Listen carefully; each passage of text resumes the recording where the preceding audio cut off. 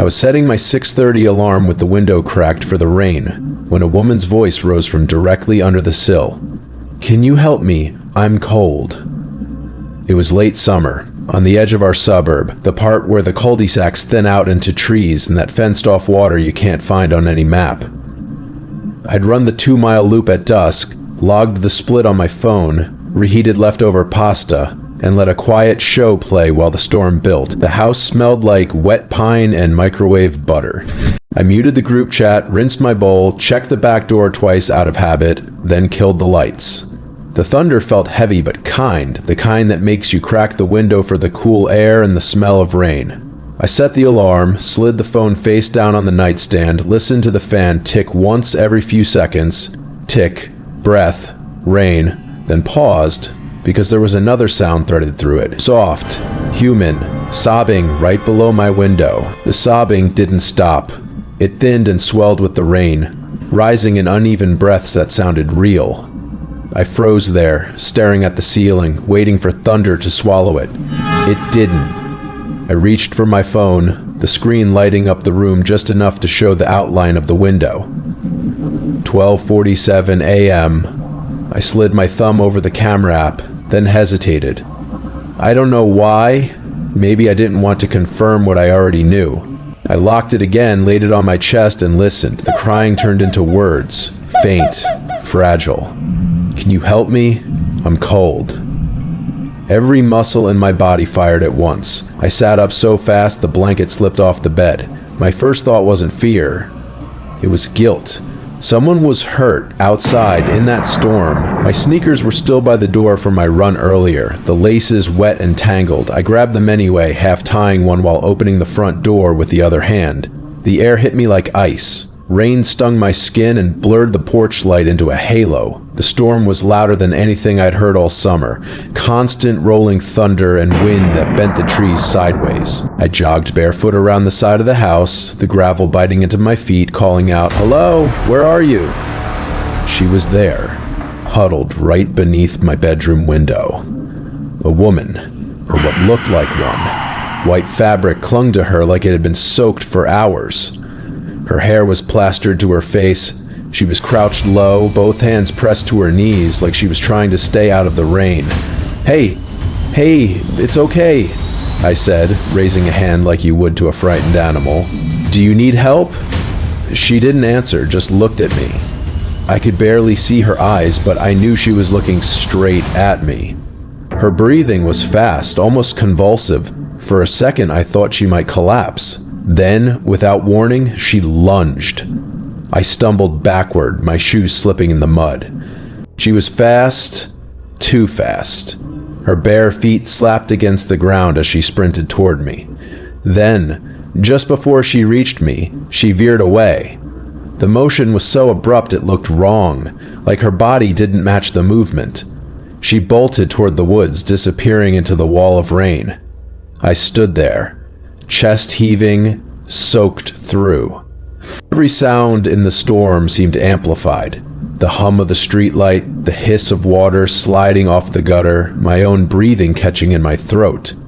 I wanted to chase her, but my legs wouldn't move. The primal part of my brain was screaming, "Go inside." When I finally listened, I slammed the door behind me hard enough to rattle the frame. I locked it, then locked it again, twisting the deadbolt until it clicked twice. My hands were shaking so badly I almost dropped my phone. I texted my dad, "Are you awake?" But before he could answer, I was already knocking on his door. He opened it halfway, bleary-eyed, the glow from the hall lights stretching across his face. I told him everything, the voice, the woman, the way she ran. His expression changed with each word, from confusion to disbelief to something quieter, fear. We went room to room, checking windows, locking the back door, turning off the porch lights. I remember the sound of the rain beating on the glass like static between each room's silence. When we were done, my dad said, "She's gone by now. It's too dangerous to look for her in this weather." I nodded, pretending to agree, but when I went back to my room, I couldn't stop replaying her voice. "Can you help me? I'm cold." The storm carried on until after 3 a.m. I didn't sleep. I just watched the window, the streetlight outside flickering like it couldn't decide if it wanted to die. The next few days were normal, or at least they should have been. I told myself she was a runaway, or maybe someone with nowhere to go. I even checked the local Facebook groups for any missing person posts, but there was nothing. Still, every night when the house went quiet, I'd find myself staring at the window, waiting for that sound again. Then about a week later, I was out for my usual run. The air smelled heavy like it might rain again. My watch buzzed. Mile 1. I slowed as I hit the stretch of road that ran alongside the reservoir. It wasn't really a reservoir, more like a government facility surrounded by a 10-foot fence topped with barbed wire. No trespassing signs every 20 yards. I'd always wondered what was back there. When I reached the halfway point, something caught my eye. Movement near the water's edge beyond the fence. I slowed to a jog, then stopped. There, sitting on the slope with her feet in the water, was a woman. White dress, hair hanging straight down her back. My throat went dry. She turned her head, and even from that distance, I saw her face. Pale, hollow, familiar. It was her. For a moment, she just stared. Then she stood, walked straight toward the fence, and pressed her face against the metal links until they groaned. Her smile didn't match her eyes. It was too wide, too still. I took a step back, my shoes crunching on gravel. "I'm calling the police," I shouted. My voice cracked halfway through. She didn't flinch. Then, just as thunder rolled across the water, she stepped back and dove straight into the lake. I froze. The splash was swallowed by the rain. The ripple spread outward, then disappeared like she'd never been there. My watch buzzed again.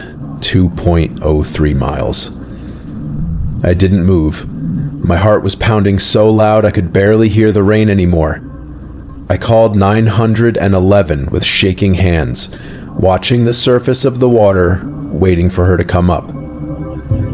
She never did. By the time the patrol car arrived, the sky had gone almost black again. I tried to explain, but the officer just nodded, scribbled something on his notepad, and said they'd check it out. They didn't seem worried.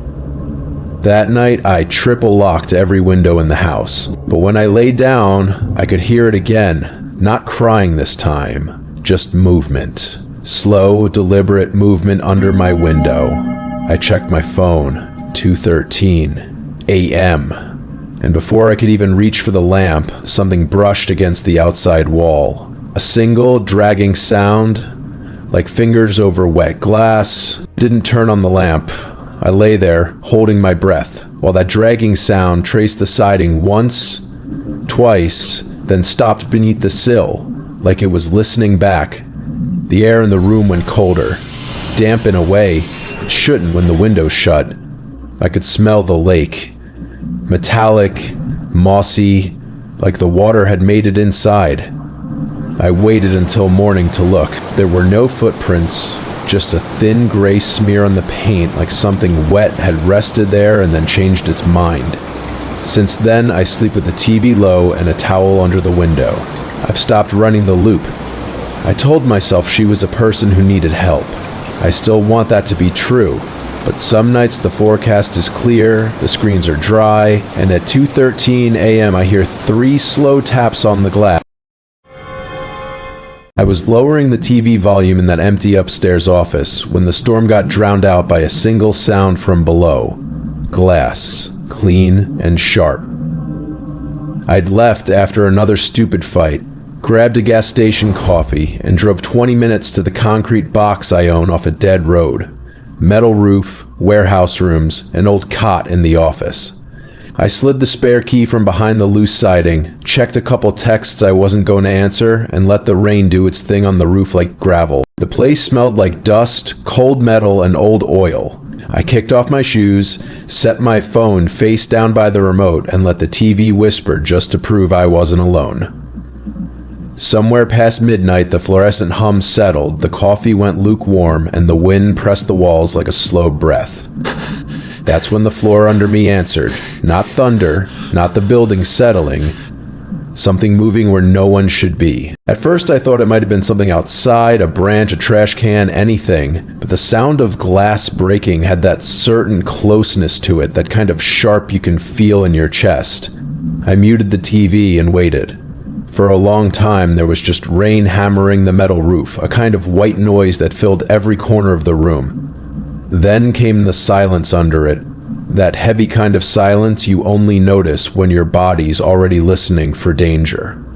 I got up slowly, careful not to let the cot creak. The coffee I'd been drinking was still half full, but the steam was gone. I picked up my phone for the flashlight, checked the time, 12:41 a.m. The storm outside flashed every few seconds through the small office window, lightning giving the concrete walls a heartbeat.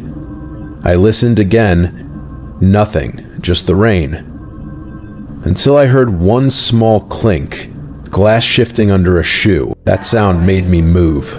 I crossed to the wall cabinet, pulled out the rifle I kept there. It wasn't loaded, not yet, but I liked the way it felt in my hands. Solid, grounding. I loaded it with slow clicks I hoped the storm would swallow, then turned off the TV. The room went black except for the pulsing white of the lightning. I stood there for maybe 30 seconds, just breathing. The stairwell groaned under my first step. I froze again, heart pounding.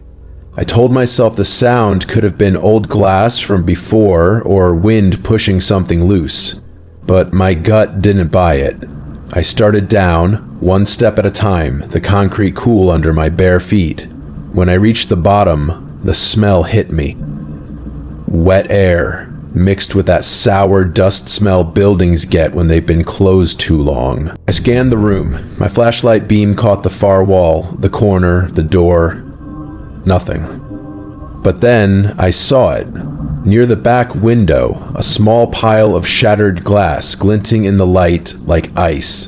The window itself had a fist-sized hole punched through it. Not big enough for anyone to fit through, but still wrong. Rain was dripping inside, making a slow, dark puddle on the floor. I crouched down beside it, my pulse so loud I could feel it behind my eyes. I reached out, touched the glass. It was cold, slick, freshly broken. A few inches away, something faintly smeared the concrete like a mark left by wet fingers dragging back toward the shadows. I followed it with the beam of my light, and it just stopped halfway across the room. Probably kids, I muttered. My own voice sounded strange, small. Probably some dumb kids throwing rocks. But even as I said it, I knew it didn't make sense. This place was miles off the main road. No one drives out here unless they mean to. I stayed down there another 10, maybe 15 minutes, checking every door, every boarded window, every shadow. By the time I convinced myself it was nothing, my shirt was sticking to my back with sweat. I grabbed some old cardboard and duct tape from a storage bin and covered the hole. The thunder above me rumbled long and low, almost like it was waiting for me to stop. Back upstairs, I poured what was left of my coffee, microwaved it till it steamed, and sat on the edge of the cot with the rifle across my lap. I stared at the hallway door, half open, the light from the TV flickering faint blue across the frame.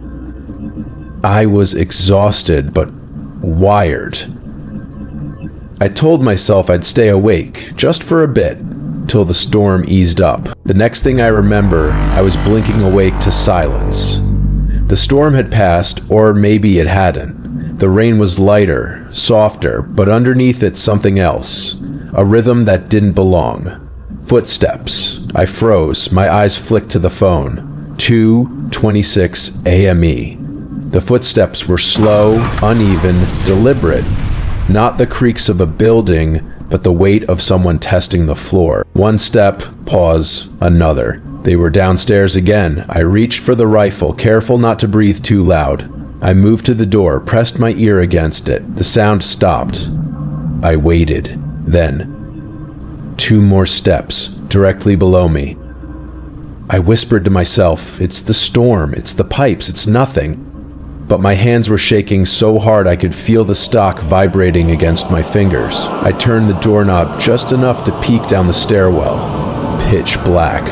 The kind of black that eats light. I couldn't take it. I clicked on the flashlight. The beam cut through the dark like a blade, tracing the stairs, the landing, the concrete floor below. Nothing. The sound was gone again. Just rain tapping the windows and the faint buzz of the old fluorescent light. Still, I waited there, unmoving, flashlight trembling in my hand. That's when something shifted beneath me. Not a step this time, more like weight being dragged. Something heavy scraping across the concrete floor below. The sound was dull but unmistakable, like a table leg or a filing cabinet being pushed inch by inch. The hair on my arms lifted, my breath came in short bursts. The rifle felt useless now, more like a stick I was pretending to be brave with. I wanted to yell, but something in my throat locked up. I backed into the office, flipped on the overhead light. Nothing changed. The dragging sound stopped the second I did. I turned the light off again, just to see. The silence came back thicker than before, swallowing the buzz of the bulb. I swear I could feel it pressing at the walls, like the building itself was holding its breath.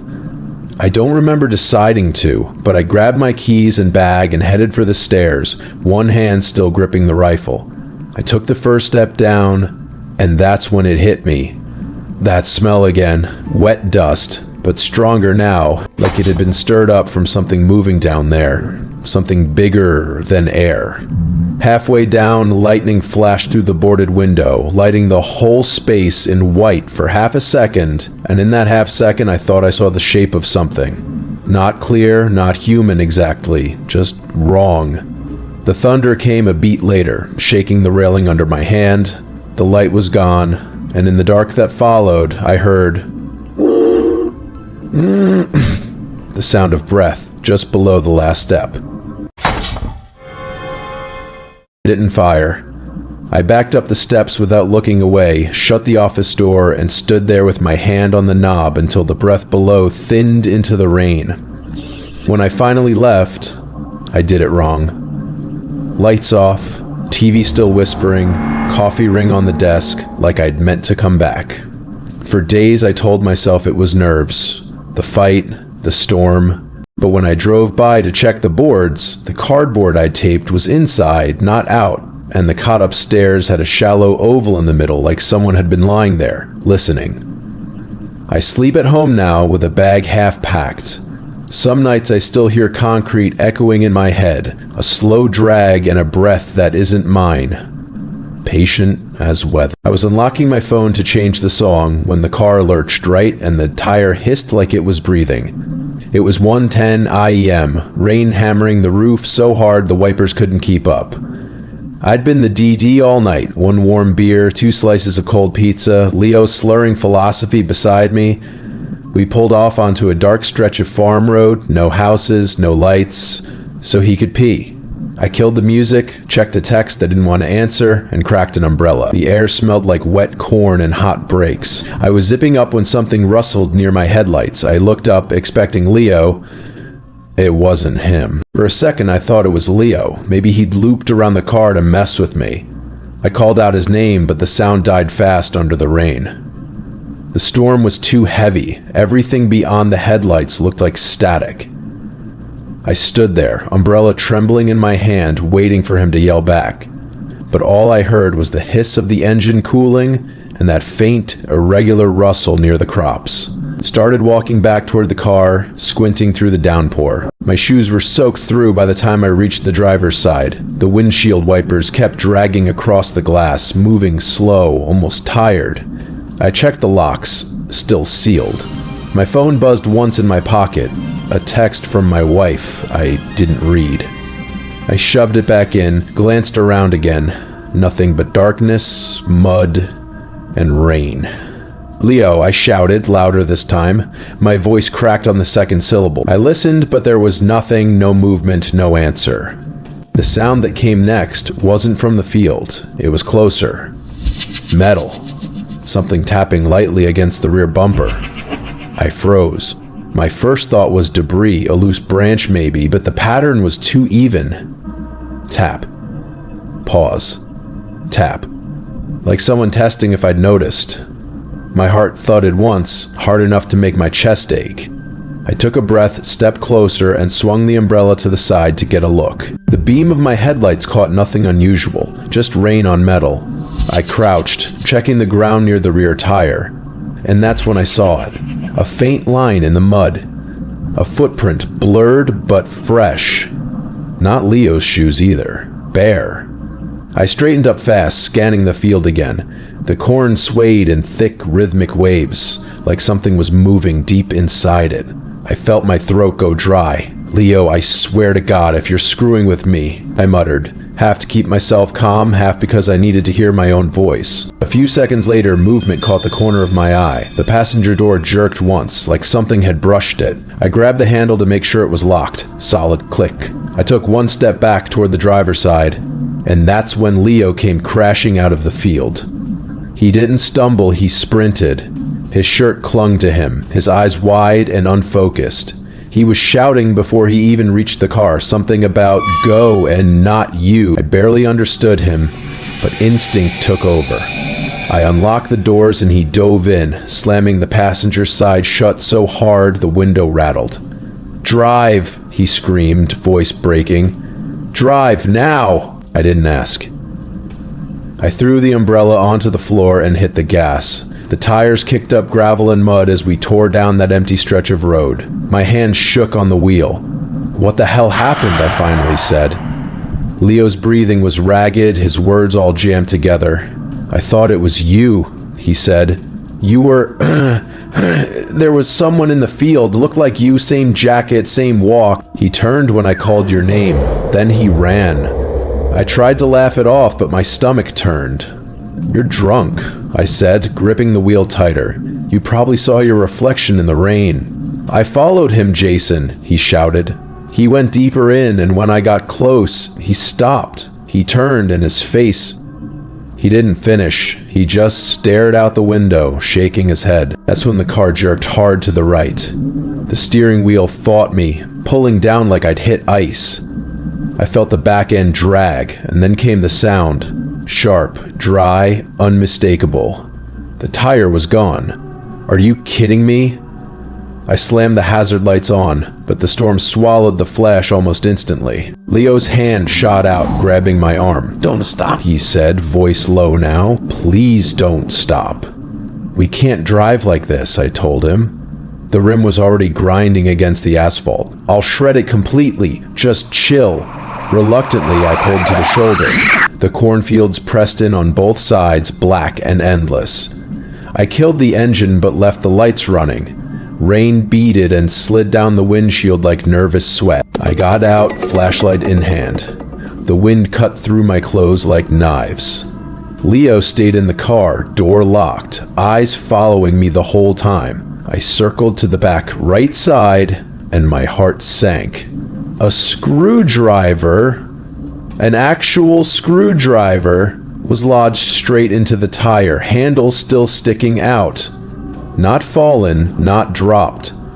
Driven in. The hole was clean, deliberate. I crouched, running my fingers along the rubber. The tool was jammed deep, metal slick with rain. Someone had done it recently, within minutes. My breath came out shaky. Leo rolled the window down, just enough to shout, "What is it?" I didn't want to answer. Saying it out loud would make it real. "Someone punctured it," I said finally. "With a damn screwdriver." Leo started panicking immediately. "They followed us," he said. "Whoever I saw, Jason, they followed us?" I told him to shut up, but my hands were trembling so badly I dropped the lug wrench twice before I even loosened a bolt. I forced myself to move faster, rain soaking my sleeves, water dripping down my collar. Each metallic click of the jack echoed, too loud. The whole time, I couldn't stop looking up. The headlights washed out the road ahead, but the fields beyond were black. Solid. Black. I kept expecting to see someone step out. Every time thunder rolled, my flashlight quivered in my hand. It worked faster, 5 minutes, maybe 6. The tire came off. I reached for the spare. And that's when I heard it. A sound that didn't belong. Not thunder, not rain. A scream. Faint but sharp, carried through the wind. A woman's voice somewhere behind us. It came once, cutting clean through the storm. Then silence. I froze, socket wrench still in my grip, muscles locked so tight it hurt to breathe. Leo opened his door, yelling into the night. "Where is she? Get back in the car," I said. "Now!" My voice cracked on the last word. He hesitated. "She's in trouble." The second he turned toward the field, another lightning flash lit the world white, and I swear for half a heartbeat I saw movement out there. Not her. Something else. A shape standing too still among the rows. The thunder hit so loud it rattled the trunk. I didn't wait for it to stop. I threw the half-tightened tire on, slammed the tools in the back, and grabbed Leo by his jacket, shoving him toward the passenger seat.